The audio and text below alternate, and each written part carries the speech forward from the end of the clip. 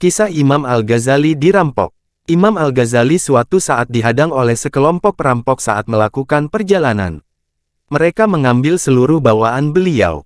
Namun ada hal penting dari barang yang dirampas oleh mereka, yakni beberapa catatan ilmu, hingga Al-Ghazali mengejar para perampok itu. Ketika para perampok tahu bahwa mereka dikejar, pemimpin mereka berkata, "Lebih baik kembalilah. Jika tidak, kau akan celaka." Al-Ghazali justru menjawab, "Aku hanya ingin kalian mengembalikan beberapa bukuku saja. Hal itu tidak bermanfaat bagi kalian." "Di mana bukumu itu?" kata kepala perampok. "Beberapa buku ada di kantung yang kau bawa itu. Aku telah melakukan perjalanan untuk menyimak dan menulis beberapa ilmu di dalamnya," jawab Al-Ghazali.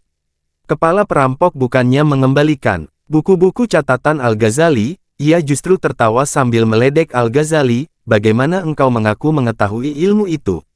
Sedangkan kami telah mengambilnya darimu dan kini engkau tidak memiliki ilmu lagi." Kemudian ia memerintahkan anak buahnya untuk menyerahkan buku-buku itu. Apa yang dimaksud perampok itu adalah bahwa bagaimana Al-Ghazali akan tetap mempertahankan ilmunya jika hanya mengandalkan catatan dalam buku.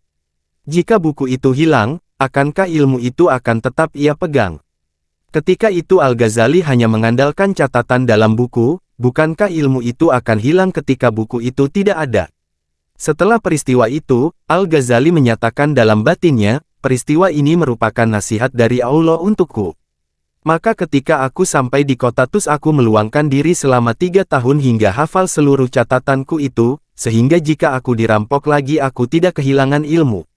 Jadi, peristiwa perampokan itu justru menjadi bahan pelajaran bagi Al-Ghazali.